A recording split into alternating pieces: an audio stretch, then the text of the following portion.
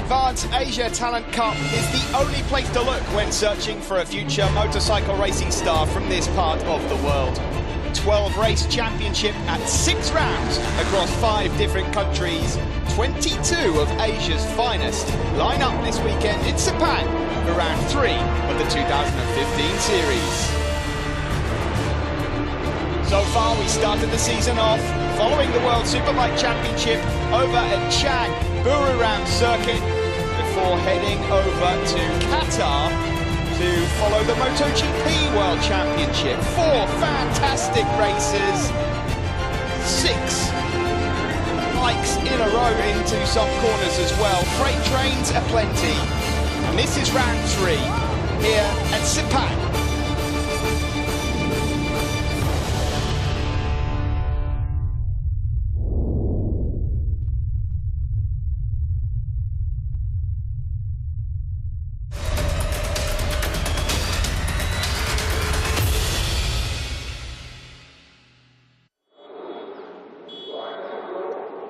Good afternoon then from Sepang. The local time here, it's just gone 1:15 in the afternoon. Very hot and very humid indeed. And this is the first of 2 visits for this championship to the circuit of Sepang. As I just mentioned in the intro there, the World Superbike Championship and the MotoGP World Championship will feature these races. And there are some stars to look out for, some fantastic racing so far. And on pole position, the current championship leader, Ayumu Sasaki, is actually leading the championship without having won a single race all year, but consistency the key. He is also racing in the Red Bull Rookies this year, 8th overall with a 2nd place finish at the Saxon Ring. A rider that, when we were commentating back in Thailand at Buriram, that we really pointed out as one for the future. It's Steve Day here alongside Gregory Haynes. And Greg, looking forward to this one. Absolutely, Steve. There's so much to get excited about, isn't there? Not least after such a gap since the opening round of the season in Thailand. Of course, relatively soon after that, we went to Qatar. But that was the MotoGP World Championship season opener, right back at the start of their campaign. Here we are then, first day of August.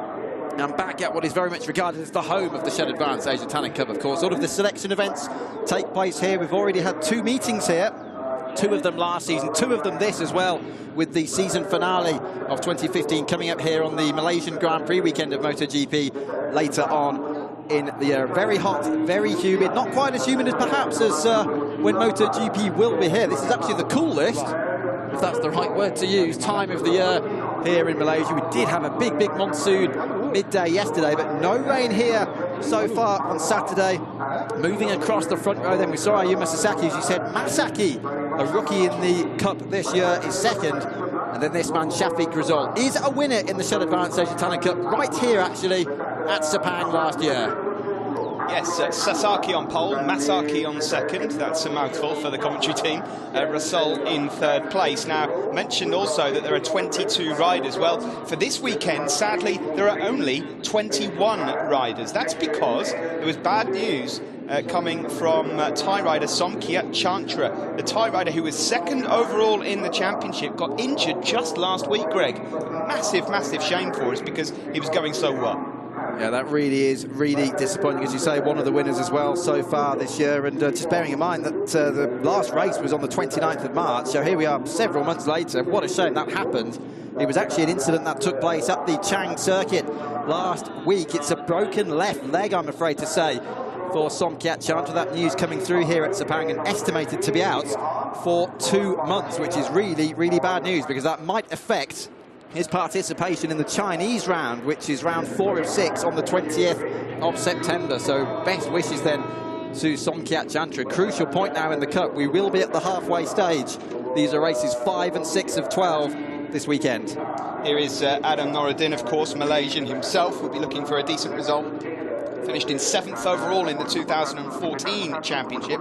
He's also racing in the CEV Repsol championship at the moment as well. He's picked up a solitary point in that championship so far, but this is a big round for them. Here's a mouthful for those of you at home. Nakaruna Tirapuvapat, number 13, Thai rider. one of the oldest in the field at 19. He was 8th last year, 5th overall in the championship, and of course you might remember that Nakarin got himself that victory in race 2 at the Sepang International Circuit in Thailand earlier this year. Yes, and it was a Tirupulabat who took a pole position actually here in the first Sepang gathering at about this time last year. Talking of pole position, by the way, Sasaki's pole time here is a 2:17.285, but that's actually slower than the 2:17.251 that Chantra, who's not here today, achieved in pre-season testing. There were actually 3 days of testing here before the season began, so what a shame that Chantra is not here. This is Ai Ogura in the meantime, the Japanese rider, starting on the head of that 3rd row there, 7th on the grid for him. Certainly many Japanese in the field, Steve, and some real talent. Sasaki in particular, of course. But it's good to see a big threat this weekend as well for the Malaysians in particular. Yeah, well, having looked back at some of the drama and action that took place in Qatar, I mentioned in the intro that there were 6 bikes that could sometimes go around the corner at the same time.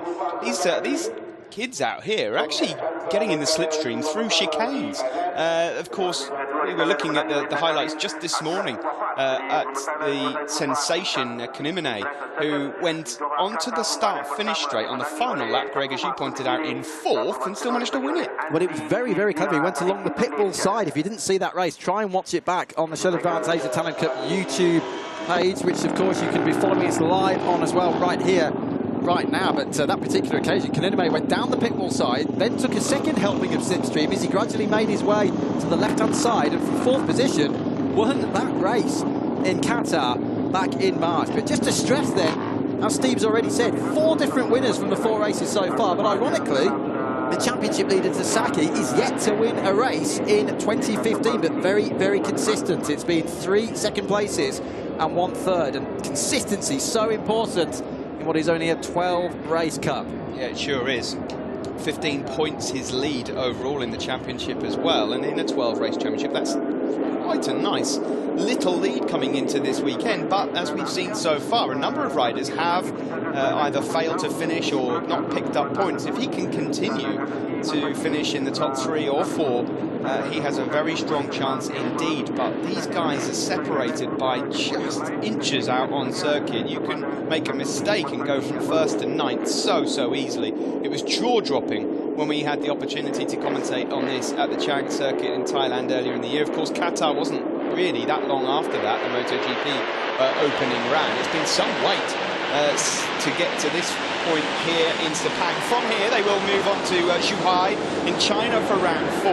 Motegi in Japan later in the year, of course. That's also coinciding with the MotoGP event. Now there's a problem for number 19. That's Chen Yuanhang of China, a 19-year-old, the oldest rider in the field, having problems there further back. Hopefully he can get that restarted again.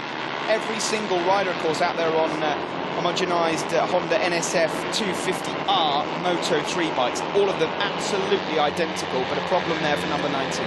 Yes, and he was supposed to start 12th on the grid, so right behind Dati and Salim on that 4th row, so we may well see a gap there right in the middle of what is a 21 rider field, of course, with Somtiak Chantra, who did win a race earlier in the year and 2nd in the cup, out of action. Reminds you of the championship points, it's exactly the same as MotoGP and World Superbike. 25 for the win, 20 for 2nd, 16 for 3rd, down to 1 for 15th place. And all of these riders being mentored by Alberto Puig. Don't forget, he's the man who's overseen the careers of so many successful road racing talents. Danny Pedrosa, one of them in particular, of course, in recent times. Had a very nasty incident, if you remember, at Le Mans, which ended his career in 1995. So Alberto Puig knows just what it is in terms of importance to keep it on the black stuff, and he's been very, very strict with the riders. They've been doing a lot of training as well since the last round. Hiroshi Ayama, who's now working with Alberto here with the Asia Talent Cup, took 4 of the riders over to Chiba in Japan, his hometown, in May, including Yuta Date. Did a bit of dirt track and motocross over there, so they've certainly been looked after by some very, very good people behind the scenes. And this is no fun and games now. This is serious stuff. These are Moto 3 racing machines, and some of these riders as young as 13 years of age. And as we've said already, Steve, a direct path pretty much to the top of motorcycle racing. Certainly is. There's some decent prizes on offer. Those that have been successful in this in recent years have gone on to bigger and better things. So it's not just one of those championships to forget about. The winners and even those that finish in the top 3 or 4 often get opportunities in Red Bull Rookies and the CEV Repsol Championship. Ultimately, of course, hoping to get themselves into the Moto3 World Championship. Quick mention on the circuit, of course, because we are here in Sepang in Malaysia. Motorcycle racing very popular in this part of the world. Massive circuit. It looks even bigger when you look at these little Moto3 bikes going around. You can see how wide it is. Of course, Formula 1 have been coming here for some time. A bit bumpy into that final turn, but a vast circuit here. And bumpy into the final turn, thanks no less to those Formula 1 cars with their unbelievable amounts of downforce. It's not, it's pretty smooth track actually this for a Formula 1 racing car, but for a bike, very, very bumpy indeed. They're eating up the tarmac, and as you say, particularly in the braking zone for that final corner, which comes after that 920-metre back straight. So they line up on the grid. It's 13 laps in front of them, and don't forget, they don't want any fun and games because there's a second race coming up tomorrow as well. So 50 points on offer this weekend. Number 22 on pole position, Sasaki, was 7/10 of a second quicker than anyone else in qualifying. But as we've seen so many times before, slipstream really does play a key part, and especially here in Malaysia, as Greg just pointed out, that 920-metre long back straight. Well, that leads into the final corner. You have to believe that there's going to be some last lap drama here. 13 laps coming up then for the Shell Advance Asia Talent Cup. Look to the lights in the top left corner. They will go red, and then as soon as they go out, we will be ready to race. And away we go here in Malaysia. Very good start indeed from the man on pole. Sasaki away very well. Also decent there from Repsol, number 3. Coming around on the inside there is number 12.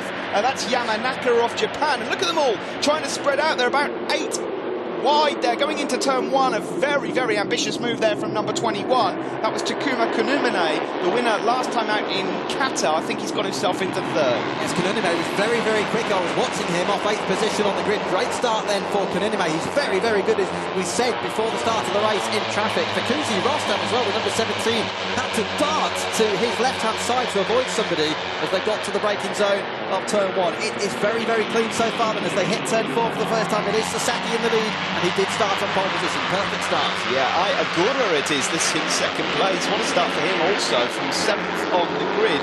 Number 9 I'm talking about there.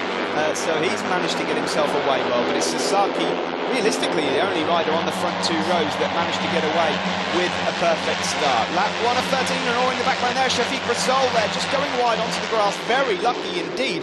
Bearing in mind, we've had some rain here, quite a large amount of rain yesterday and overnight as well. It will be slippery on that grass. Rasool is one of the Malaysian riders in the field, so knows this Sepang International Circuit like the back of his hands. Side-by-side stuff then at the front. Sasaki coming under a big, big attack now from Agura, and all sorts of drama going on further back at turn 9. Don't forget turn 9, that is where Yuta Date lost the title in the final race of last year when Mikada Sarapush went down on the opening lap of that final race. We always see drama at turn 9. Yeah, that was number 9 there, just going wide. Now dropped back to 4th place. Agura, he was in 2nd. Now he falls back into 4th and into the clutches, I should just add, of Nakarena Tirupurapat.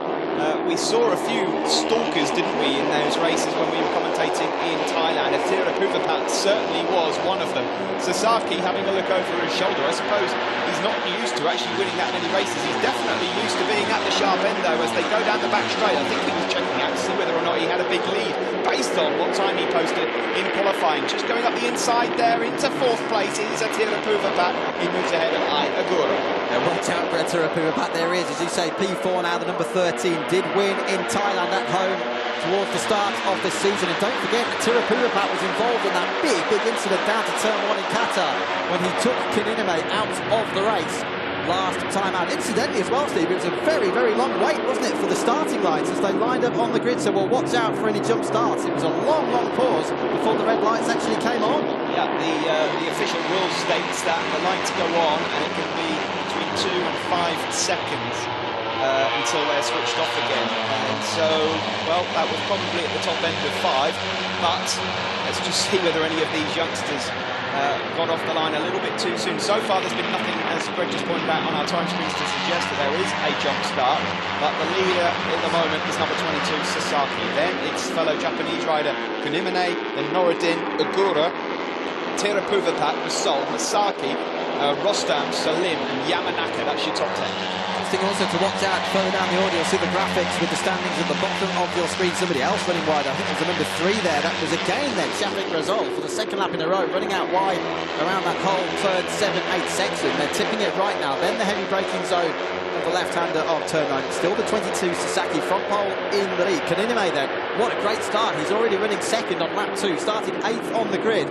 Just stressing once again, you do not need to be on the front row to win a race in the Shell Advanced Talent Cup. The only danger at Sepang, of course, is that you may get tangled up at turn 2 with the concertina effect, as we saw with Tom Sykes here in World Superbike last year. No such problem here. I was just going to mention further back, we've got a Carradine in the field, and that is the number 8 bike of Itham Carradine. That is the youngest of 3 brothers of Fahmi Carradine, the Moto3 World Championship rider. He is here supporting his brother today. Yeah, good to see him here, of course. He's quite a celebrity around these parts of Malaysia. So we'll see how his younger brother gets on. Number 22 there, just being swallowed up by the looks of things by Kunimine, who's trying to get past him. At the moment, by the way, as it stands, good news for Sasaki, because his nearest championship contenders, Masaki, is back in 6th. And also, Izdihar is down in 13th place. Now, with Chandra not here, that means that as it stands, as they go across the line, Sasaki's championship lead, if the checkered flag were to go out now, would be 36 points. Yeah, that would be massive, wouldn't it? Bearing in mind it's 25 available for the win, as we said at the top of the programme. Look what's happening at the moment, and this top trio just about breaking away from these behind. This is Terapuvapat on the inside. That's Kazuki Masaki. Now, not to be confused with Sasaki. Masaki is a rookie in the field this year. Very, very impressive. Started 2nd on the grid here. He's 3rd in the standings at the moment. And his best finish to date was that podium in the 2nd race at Chiang in Thailand back in March. No jump starts then, flashing up on the time screen, so that's good to know. It's a generally inexperienced field. There were no jump starts despite the delay as they waited for the red lights.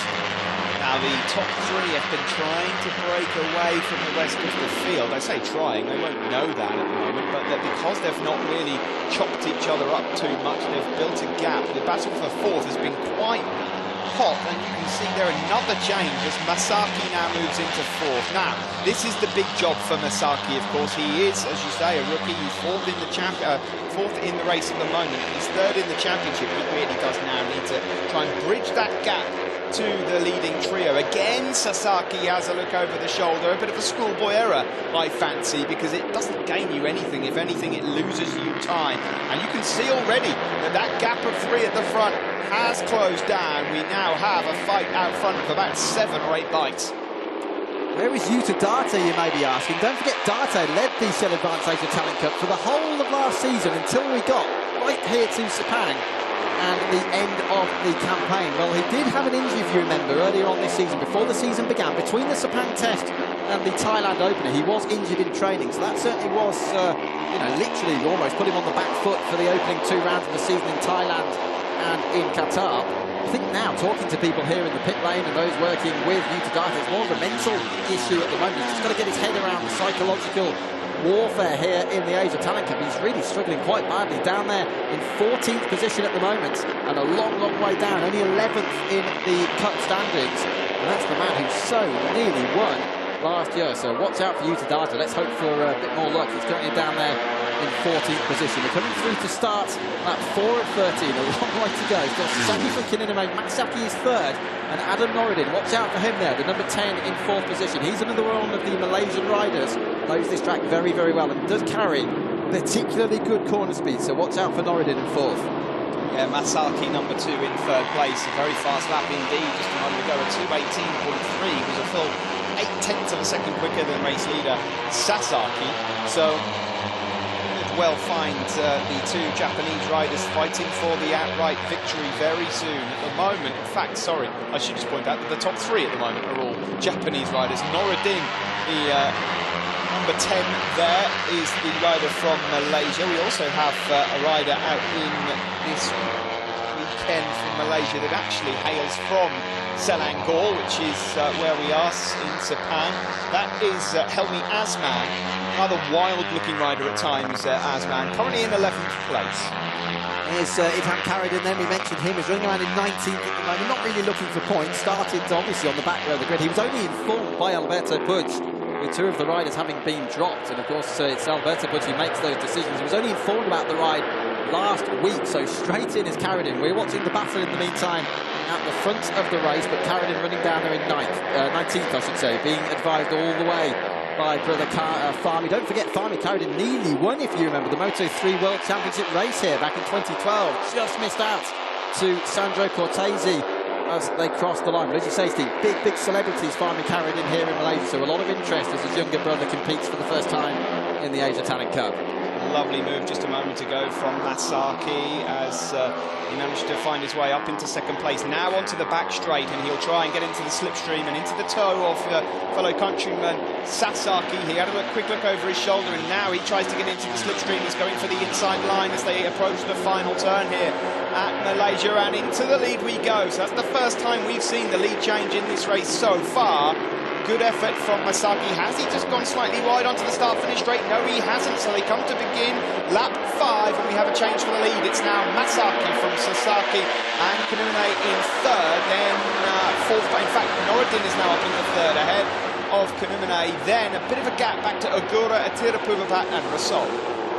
That battle going on for third. That's Kanune up the inside of Norodin. He's made it stick for the time being, but this toing and froing will go on for the remainder of this race. Very interesting then. Masaki did dive through, as you said, at the final corner and was ahead as they crossed the finish line. And that'll be absolutely key as we look towards the end of this race. We often see passes at the final corner here, and then your rival drops back underneath you and he's ahead as you cross the line. Again though, Sasaki, the number 22, looking back behind him, can't be feeling comfortable at the moment, and he's lost another one. Kanune comes through.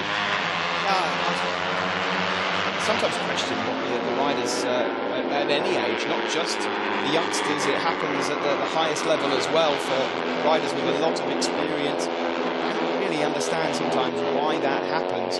Looking across the start-finish straight, of course, there aren't actually anyone. There isn't a single person on pit wall with pit signals. So I suppose the only downside for the riders is that they're not sometimes aware of who is about, which is quite a surprise. There's a bit wide from number 22, Sasaki, then, who was on pole, maybe just a bit worried here. I'm sure he felt pretty comfortable after seeing what happened this morning in qualifying.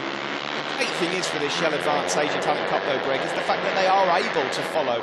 There's Zulfami Khairudin, as we mentioned a little while ago. The fact that they are able to follow the World Superbike Championship and the MotoGP Championship around. They get to meet their heroes, but also, more importantly, they're actually racing in front of some big bosses here that will be keeping our eye on. What a stage it is for these young riders from Asia to perform in front of some of the biggest teams in the world. And incidentally, the only weekend that's actually not supported by World Superbike or MotoGP is the Chinese weekend, which is coming up next on the 20th of September. That one's supporting the Pan Delta setup as we get there to Zhuhai later on in the year, September, as I say. This really has been a bit of a messy lap, hasn't it, for Sasaki? He's got back up into that second place now. Look at the front big mistake. Sasaki wide.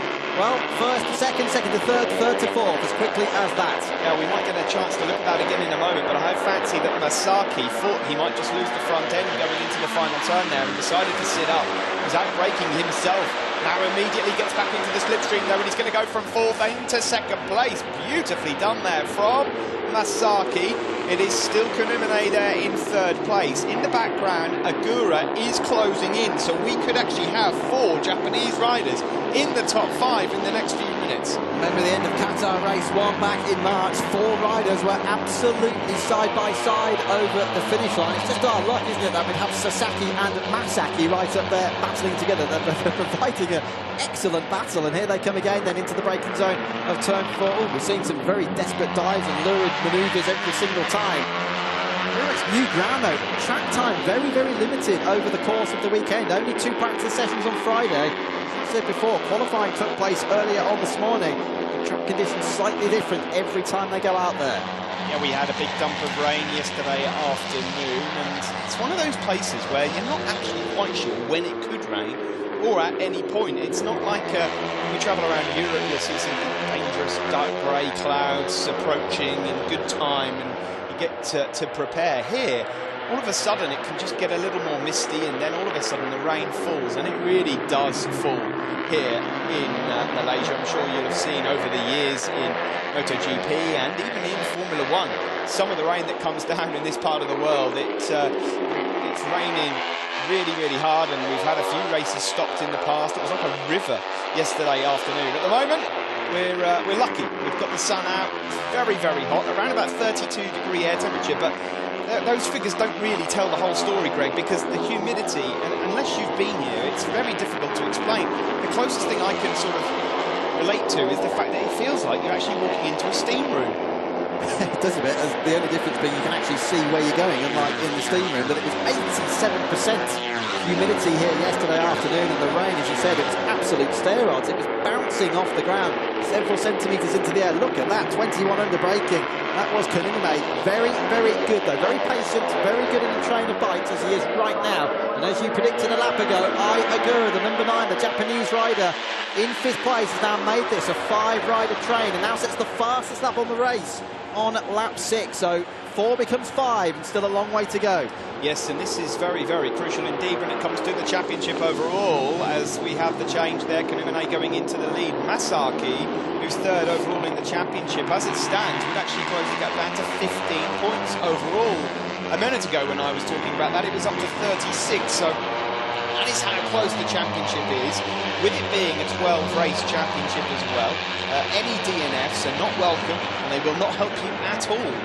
Can probably get away with a non-score, but any more than one, and you're really running the risk of counting yourself out of becoming the Shell Advance Asia Talent Cup champion.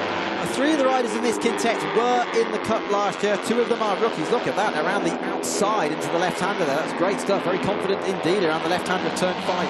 Flick it left, right, I should say, into 6, and then the double right-handers coming up then at 7 and 8, and all of this leading around to the very tight hairpin of 9. But I was just about to say, 2 rookies in the group. That's Masaki, who is 2nd, and Ogura, who is the number 9, currently there in 4th position. What's going to happen this time then? It's been Kanunme and Sasaki pretty much all the while. Masaki up the inside thinks better of it. Very easy there to misjudge your braking points. Next guy in the train, by the way, further back, 2 seconds further back, is Nakirin Atirapuvapat. So we'll watch his lap times closely to see whether he can close in. They have a race today, they have a race tomorrow, and then they will be back here at the end of the year as well. So it would be worth keeping an eye on the result here in Sepang, and then taking a look later on in the season. That means that riders like Atirapuvapat, currently down in 6th, Izdihar currently down in 12th place. Maybe their championship chances taking a bit of a blow here in race 1 in Sepang. This is your race leader though, number 21, Kanunme. Coming alongside him now is Masaki, so having made a mistake around about here a few laps ago, he has now finally got himself back into the lead, and there is number 9 taking a very tight line from 4th up into 2nd place. Ogura there, Ai Ogura. What a move that is. This is a rider that has finished 10th, 12th and 13th and a non-score. So where has this form come from all of a sudden? Yeah, that 10th place was back in the very first race of the season, and then the non-score in the second one. Look at that. Here's the 4 abreast we were talking about then as we came into the race. Place your bets. Who will actually lead when they make their way to turn 2? It's getting quite tight there in the battle for 2nd and 3rd, and Atirapuvapat still 2 seconds behind them, so making no inroads at the moment then is the Thai rider in 6th position. But back to Ogura, as you say, 13 points so far, 15th in the standings. He seems very comfortable here at Sepang. If you recall, around about a decade ago, or probably more than that, the MotoGP World Championship, 250 Grand Prix, 125 Grand Prix, dominated, but there was certainly a lot of Japanese riders that featured heavily in the World Championships. Not so much at the moment. They've been looking for a star. Well, look no further. Japan, you have 4 riders in the top 4 at the moment. Adam Norridin at the moment is playing the sensible game. He's sitting there in 5th. He's got front row seats of who wants to become the best Japanese. I wonder whether or not he'll pull the pin at the final lap. He is, of course, here on his home circuit. He would dearly love to be on the podium. but at the moment it's the 4 Japanese riders that are looking strongest. In the background, Atira Puvapat is closing that gap down. Number 13, you can see him there in 6th place. The gap has been coming down, 2.2 in Sector 1, 2 seconds in Sector 2, now down to 1.7. Could the Thai rider who won a race over in Chang feature and win this race? Because I tell you what, Greg, if he's able to win from where he has been, it would be the race of the season so far. He's not backwards and coming forwards either. Atira Puvapat, very, very aggressive in traffic, has been seen all through the season so far, and indeed in 2014, particularly, of course, towards the end of these Moto3 races. There's no point trying to lead all the time. In fact, you don't always want to be in the lead, do you? You need to be behind to get the slipstream, certainly down the back straight here towards the left-hander of turn 15. There is the 21 then of Kununame. Now that's interesting. Not until the very last lap of one of the races last year did they all move over to the inside line. This time, the other one on the right-hand side of the track, our left, was Sasaki. So everybody trying slightly different line this time. You see number 2, Masaki, going wide, but managing to stay out front. I think you're right. As they lead themselves onto that back straight, you don't want to be the leading rider in that bunch.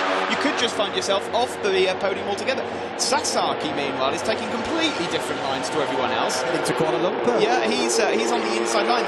There are views that you can get a better draft the closer that you are to the pit wall. I'm not so sure if I'm totally in agreement with that, but Sasaki's going to give it a good go anyway. He's in 4th place at the moment, number 22, the championship leader. But it is Kununame who won that race from 4th to 1st in one single straight in Qatar that at the moment has this advantage. And by the way, if he was to win this, he'd launch himself into 2nd overall in the standings.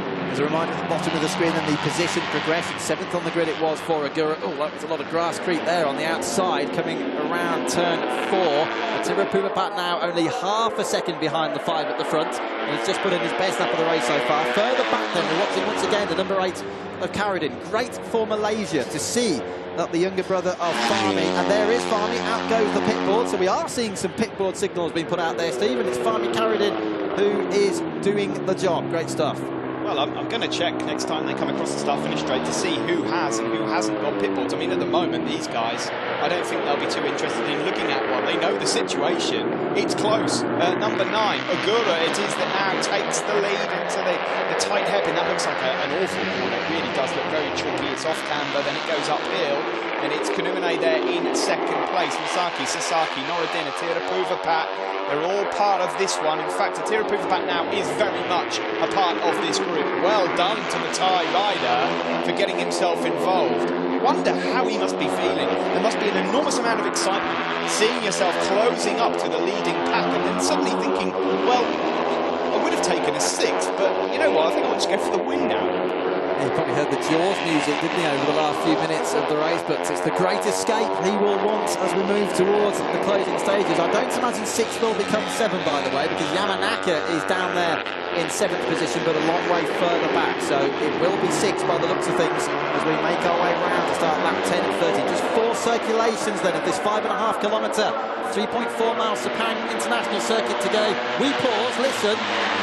The 6 of them flying past the commentary box window, and this time it's the number 9 out on his own. That's Agura trying to break the toe on the run down to turn 1. Yeah, I should just point out that not for the first time this season, I am wrong. There were pit boards everywhere at the end of the start-finish straight for the top 6 riders. It's just the actual start-finish straight is so wide that you couldn't see them in the actual TV shot that we were just looking at. But there are pit boards, whether or not they're taking a look at that or not.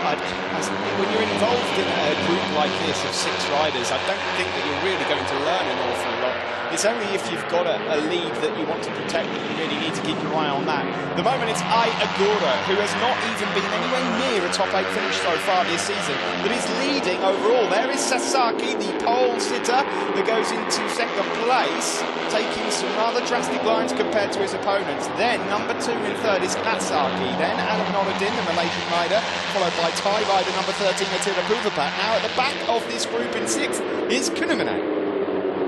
Oh, and somebody running very, very wide indeed. Was that Atira Puvapat at the back of the train? Indeed it was. The number 13, the Thai rider. I said he was a bit lurid when he gets to the group at the front, but he's certainly exciting to watch, but he doesn't really want to be running out wide there between the right-handers of 7 and 8. Right then, Masaki up the inside this time. So Masaki takes the lead, runs wide, This is what's so great about Sepang. You can get through, but then you're punished for running wide on the exit. And it's Agura who retakes the lead. Good front-end chatter there, I saw, on the front of that Moto3 Honda of Agura. So they make their way around again. Don't forget, only 3 laps to go. And then next cross the line. There's a great scrap going on, by the way, behind this leading group as well.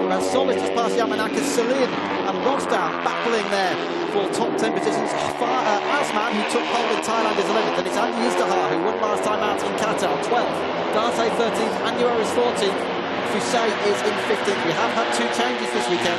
2 of the riders dropped, 2 debutants making a first appearance in the series. Now then, this is again a rehearsal. 3 laps to go and the next cross the line. Tira Puvapak goes from 6th into 4th place, and that just shows you what a bit of slipstream can do for you down the back straight before they head into the final turn 15. On to the start-finish straight then to start lap 11 of 13, and it is Masaki that leads, pulling out of the slipstream to the right there, number 9, Agura, then number 22, Sasaki. And to give you an idea as to how good these young riders are, Sasaki, number 22 there, now dropping down to 4th, is currently 8th overall in the Red Bull Rookie Championship and finished in 2nd place at the last round, the most recent round for the championship at the Sachsenring in Germany. That is some achievement. Just proves there is reward from Alberto Puig. There are places in the Red Bull Rookies. There is the Asia Talent team in the MYMCV Repsol Moto3 Junior World Championship. There are guaranteed positions in those series. Get the job done here in the Asia Talent Cup. Just over 2 laps to go then. How will this pan out? Tira Puvapak then is now up into 3rd position. So he started some way down the order. He's now running in 3rd place. It was great riding, you have to say, when he was running around on his own in 6th position, kept his head down, now he's right in the group. Any one of these 6 could win this race. This reminds me so much of what the Aprilia Super Team Championship has done for British riders in the past. Today's fantastic riders that you've seen, the likes of Cal Crutchlow, Chaz Davies, they're all up there. They all came through a similar system to this. Okay, slightly different bikes, their production machines, but it just goes to show you what brilliant idea it was to come up with this here. The Moto3 bikes as they head down in towards turn 9, that tricky turn 9, then uphill around turn 10. You've got to be careful now on the brakes into turn 11. That is positive camber, but you're on the brakes whilst the bike is still cranked over, so very, very tricky to get right. Now it's important to get a decent line as they head around turns 13 and 14 onto the back straight, and that was beautifully done there from Masaki, number 2. Look at the lead he's got as he heads onto the back straight. There's so many different lines through that 14th corner leading onto the back straight, up through the 6-speed transmission system now, down to the left-hander at 15, and you can be sure somebody will be on the very inside line and they come down here in 2 laps time. So as you say, Masaki with a very, very handy advantage indeed. Where do they want to be though? Do they want to be in the lead coming on to the back straight? It can work sometimes if you defend successfully, or let the guy on your inside go through and then run wide, but it's so easy to get tangled up when there's so many bikes locked together like this. Well, Masaki just proved that if you can go onto the back straight with a half a second lead, then you can go across the line in first, but he has just lost first place. Sasaki there carrying a lot of corner speed into turn 1, and they then pull the bike back on themselves, flick it over to the left then, a bit of a dip down in the circuit there. You have to be very careful. That was of course the scene of the accident between Tom Sykes and Loris Baz last year in the World Superbike Championship, but this could be a fantastic fight to the end. Sasaki, the championship leader, number 22, fighting alongside the rider that would move up into 2nd place overall. In 3rd is number 9, Agura. Whatever happens here, it's been his best ride of the year so far. Then it's Kunumane, number 21. 13 is Tira Puvapak, number 10, the Malaysian rider, Adam Noravin. I have to say, Sasaki does look very, very good. Started on pole position, he's been right up there, never really dropped outside the top 3, has he? And it does, and again, for the 2nd lap in a row then, Agura, number 9, runs out wide on the exit there of turn 6. Careful through there, you do not want to drop a wheel onto the grass. Over the top of the curb, there's some grass creeps on the exit of some corners, and then you're onto the grass itself. And how many times is the number 22, Sasaki, going to look behind him? Straight up the inside then comes Agura. Oh, that was messy, that was really messy. And Sasaki could have been wiped out by 2 riders there. There are riders looking to go around the inside and outside. Sasaki is looking a bit of a danger there. He's going all over the place. He's in third place. A bit of a moment again for Attila Puvapat, back in fifth place. None of them want to be in sixth place, Greg, before they get onto that back straight. They might not want to be leading, but they certainly don't want to be too far adrift in sixth, because we're about to start the last lap very shortly. Right, let's see what happens then. They're coming around the right-hander of 14. They're down that 920-metre back straight. Let's see how this pans out by the time they get, by the time they get to the line. Agura with the advantage. Don't forget how good Kaninime is coming through traffic. And interestingly, Kaninime is sixth at the moment, the number 21. He's the one who won the race in Qatar from fourth as they made their way onto the start-finish straight. Very, very tight. It's Agura off on the right-hand side. I tell you what, this could be some brilliant craftsmanship from number 10, Adam Noruddin. The Malaysian rider has been happy to sit in around about 5th or 6th throughout the race and has decided now that he wants to join in at the front. There he is, number 10, going to the inside, trying to find a way past Sasaki. Here comes Attila Puvapat as well, number 13, going from 4th, maybe into 3rd. He's got the inside line, but he stays in 4th for now. Here we go then, it's the last lap. Sasaki leads from Noruddin. The Kaninime charge begins right now. He's just taken 5th position there. He's gone through on the number 9 of Agura. So here he is. Kaninime starts the lap 6th. He is very, very talented at cutting through traffic. He's now up to 5th. Watch as he tries to pick them off one by one as they make their way around the lap. This is the right hand of turn 4. I really do hope all 6 finish the race. They're all so deserving of a podium, aren't they? What a great race they've put on. Into this left-hander turn 5, which just seems like it goes on forever. Then change direction of the bike right. Here we're about to approach in a moment, after a little short straight, a double right-hander. And at the moment, number 22 Sasaki is looking good for a podium at least, but there, up at the inside, the Malaysian rider Adam Noruddin has hopes and dreams of a top step position for himself here in his homeland of Malaysia. Number 10, Adam Noruddin, leads for the first time with half a lap to go. Sasaki takes the inside line into turn 9 and takes the lead back again. Well, Noruddin had a very good race in the Moto3 Junior World Championship, picked up a point last time out at Motorland Aragon, but he's never won a race here in the Asia Talent Cup. Here he is, they're now right up behind Sasaki.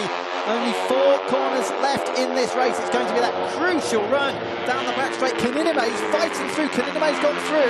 He's up into 4th. Can he do what he did in Qatar and end up winning the race from 4th? There's a big, big gap, though, between 3rd and 4th places. There he is. Number 2, Masaki's been very good onto this back straight. He's in 3rd place at the moment. That might just be a good place to be. I'm not sure, you know, if the riders in 4th, 5th and 6th are in with a shout of winning this. And here comes Masaki trying to get into the slipstream of his Adam Noruddin. He goes to the left. I'm not sure that will work. But going into the final turn, it's Sasaki that has it so far from Noruddin. And Masaki, who's going to win this one? It's going to be close across the line. Noruddin needs to get in the toe, and so does the number 2 of Masaki, but it is surely going to be Sasaki who wins. Yes, it is. All 6 of them do finish. Sasaki wins then here at Sepang. Noruddin and Masaki on the podium. Kaninime did finish 4th from Attila Puvapat and Agura. And here's the battle going on further back. Fukuzi Rostam picks up 7th. Then it's Celine who's moved ahead of Yamanaka and Rizal on that last lap. Great race. Fantastic race, and of course let's not forget that it's actually Sasaki's first win of the season. The championship leader now has a race win to his name, and that will feel much better. As much as he'll be delighted that he was in the lead of the championship, he will have been thinking to himself, it would be nice to get a 25 points and a winner's trophy, and he's got one. That win has taken his lead up from 15 to 33 points overall in the championship. Masaki has moved up into 2nd, but what it does mean, Greg, is that no matter what happens in tomorrow's race, Sasaki will be leaving here with a winner's trophy, and no matter what happens, he'll be leaving here with a championship lead. That's 5 different winners from 5 races so far. 2015 Shell Advance Asia Talent Cup. Brilliant stuff. 0.2 of a second it was, and in the end, and interestingly, very interestingly, both Sasaki and Kaninime put in their personal best laps of the race on the very last lap, the 15th and final tour. So I was predicting a strong last lap from Kaninime, but it all went wrong, didn't it? Halfway around that last lap, he dropped too far back from 3rd position and was stuck. He was marooned down there in 4th. There's a bit of debris there I can see on the grass verge in the background, and isn't that brilliant? Every single one of the 21 starters has finished this race. Carried in 19th, then it's Irwan, the new Malaysian rider, and Lachlan Taylor, the Australian, 21st at the back of the field. It's interesting that you say that, but so often in youth development races, you'll see that a large amount of the riders will actually finish the races. It's not until you start seeing riders progress onto 600s where the carnage starts, really. You know, it can be interesting to watch, of course, in some of those races, but looking back through the years, these championships, you don't often see that many fallers. There's an enormous amount of respect that goes on between these riders, despite how young they are. There are some wise shoulders on some young heads. And I've got to say that despite the fact that, of course, we're pleased for Sasaki for getting his first win, Adam Noureddin, who was in 5th or 6th place for a large part of that race, will be on the podium at his home round here in Malaysia, which is good news for him. He's got his nose in amongst the Japanese riders out front. Atirapuva Patwell, considering he was in 6th for a long time and way out of things, 5th isn't a bad result at the end of the day. The biggest loser, championship-wise, well, obviously, Chatra not being here has to be seen as that. It's so unfortunate for him, but I'd have to go for Izdihar, number 23 in 11th place. He now finds himself 47 points adrift, down in 6th overall. Great stuff then. Sasaki it is who wins. Here's a replay. This is the last lap of the race at turn 9. Sasaki on the inside, and that did prove to be the race-winning move, didn't it? We weren't expecting it at the time. He was cleanly through, but he did what he'd done earlier on in the race. Cleared them as they came out of the final corner, and that is what 0.2 seconds looks like. Sasaki it is who wins for the first time this season. Noureddin second and Masaki in 3rd position. I have to say, he was the most deserving rider for victory, judging on the pace all weekend long so far. A convincing pole position, as you said, Steve, at the top of the broadcast by nearly 8/10 of a second, and his racecraft has really improved dramatically, hasn't it? Particularly since he's been part of the Red Bull MotoGP Rookies Cup. Yeah, absolutely fantastic stuff for the number 22, the 14-year-old who was 4th overall last year. He won a race here last year, hasn't won since until today. So Sepang, a happy hunting ground for him. 8th, as we mentioned, in the Red Bull Rookies. It's now a 2nd place, a 2nd place, a 3rd place, a 2nd place, and a win. Podiums in all 5 races for Ayumu Sasaki. Yeah, and of course that 2nd place, as you said earlier, at the Saxon Ring in Red Bull Rookies just a few weeks ago. So great stuff. What a great time he's having, the 14-year-old, and he's participated in Japan, of course. His father's working with him here at the Asia Talent Cup. I just saw over to the right-hand side of your picture. You might see him again in a moment. Alberto Puig, former Grand Prix racer, of course, supporting, mentoring all of the riders in the Asia Talent Cup, and it is proving to work because these riders are going on to other series and doing great stuff as well as they get there. There's Alberto Puig then coming up to your winner. Very, very hard on them, Steve, but he has to be, of course. It's a very, very professional series. Confirmation then of the final results. Ayumu Sasaki wins it, 2/10 clear of Adam Noureddin. Suzuki Masaki is in 3rd, then it's Kunimune, Atirapuvapat, Agura, Rostam in 7th. It was then Salim in 8th, Yamanaka 9th, Rasol in 10th, then Izdihar, Date, Asman, Anwar, Fusei, Chen, Sramuntree, and Penguan, I'll get it right, Chen in 18th place. Idaham Khairuddin finishes in 19th, ahead of Irwan and Australian rider Lachlan Taylor. I was going to say, I wasn't expecting to see the penguins in the tropical climates of Malaysia. That's great stuff then for Sasaki. His father, actually, as well, was a Grand Prix racer back in 1993 in the 125 class, and there's what it does. And as you say, that lead is up from 15 to 33 points for Sasaki. Masaki now, who finishes 3rd today, goes up to 2nd in the championship, and the absent Somkiat Chantra would have been watching this one back at home, drops down to 3rd position in the standings. And of course the mystery there, look at Yuta Date, stuck in 11th position. What can they do? We know he's so talented. He came so close. He was within a whisker of the title last year, but it's been a really difficult 2015. Hit by injury as well earlier in the year for Date. So let's hope for some improvements for him as the series progresses. Here is the bike then. It's these little Moso 3 bikes. You can see on the seat unit, this one, no addition, but some of the riders do have parts put in place to move them further forward, stop them slipping back on the bike, because don't forget, some of the riders in the field are only 13 years of age. Yeah, I'm not particularly tall myself, but some of the riders that were walking down pit lane past us yesterday when we were wandering around looked pint-sized, absolutely tiny, some of these riders. And so it's amazing. You were saying yourself, Greg, it's amazing that when you're watching them walking around, they're obviously keeping an eye on some of their heroes. It's just amazing to think that these youngsters are actually going to be hammering it around this circuit. By the way, if you are listening in as a possible talent of the future and you want to be part of the Shell Advance Asia Talent Cup, there is still time to subscribe. Go on to asiatalentcup.com. There's a big button that says apply now. Click on there, fill your details in, and you may even be part of the selection event here at Sepang, which is coming up after the Malaysian Grand Prix later in the year. Riders from 20 countries have already put nations in. And that selection event will be happening on Tuesday and Wednesday before, I should say, sorry, not after, but before the Malaysian Grand Prix, which is coming up in mid-October. If you are interested, get it done soon, because the deadline is the 15th of August, so you've got 2 weeks left. Riders prepare themselves now to head on to the podium here. Not too far for them to walk. In fact, Park Ferme directly below the podium. So Sasaki, Norodin and Masaki will head over there. Norodin, of course, started the year off with a 6th place in the opening round, then a 14th, a 13th, a 5th in his most recent race in Qatar. So this his best result of the season, his first podium in this season. He got a 3rd here last year, actually, just looking through the record. So Norodin obviously loves racing here at home. Here's the top 3. That was Anna Espeleta there, Carmelo's daughter, who's working with the Shell Advance Asia Talent Cup in the blue polo shirt, just directing the riders onto the podium.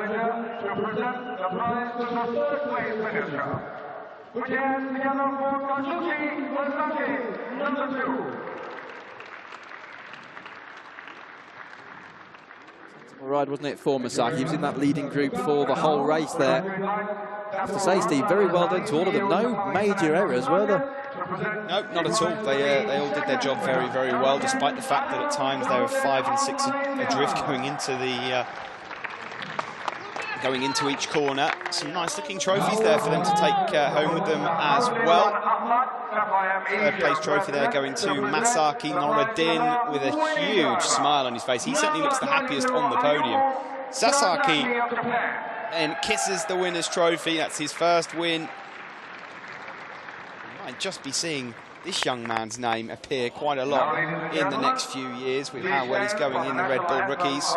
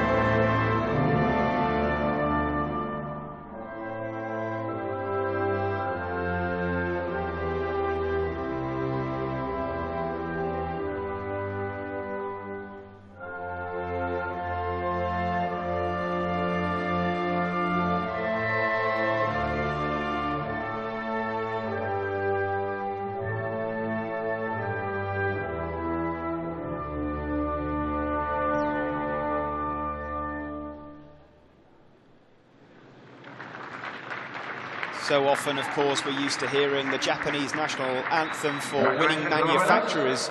It's lovely to hear it for the winning rider, and I just wonder how long it'll be until we hear that national anthem in the winner's enclosure for a World Championship sometime in the next few years. Evidently, Sasaki's just become the first rider to win 3 races in the Shell Advance Asia Talent Cup. 2 last season, first one this year. 5 different winners then now from 5 races. Rather handy 33-point lead. He'll be bearing in mind there that Date had a rather sizable lead over Kaito Toba, champion of 2014. We all remember the drama that happened here at Sepang, but that's a rather comfortable advantage then at the moment. Let's look back then. Best moments of this first race of the weekend here at Sepang, and the man who's looked in control all weekend long, Sasaki. Very clean start indeed from pole position. Moved across to the middle line. It was Rostad 17 who had a very scary moment in the middle of the pack, and all of this came after a very, very long wait before the red lights actually came on. No jump starts though. No, fantastic racing throughout the Shell Advance Asia Talent Cup. Number 22, Sasaki, led for the first couple of laps before finally Masaki, number 2, filtered his way through the pack and finally got out front. And then there were a couple of wobbly laps, weren't there, from Sasaki, where we worried whether he'd actually finish on the podium at all. Then Adam Norodin made his way through. That was where Masaki went wide and went from first down to fourth place. Here is the moment where Ai Agura, with a couple of laps to go, decided that he fancied a turn at leading. Atira Puvapan at this time was majorly involved and tried to get himself onto the podium, the tie rider number 13. This was dodgy with a couple of laps to go, wasn't it? Sasaki could have easily exited the scene, but they all stayed upright, and this, in the end, was the race-winning overtake from Sasaki. The number 22 going on from there to take the win ahead of Adam Norodin and Masaki. That's race 1 done here today. Race 2 coming up again tomorrow in the Shell Advance Asia Talent Cup. Be sure to join us for that one.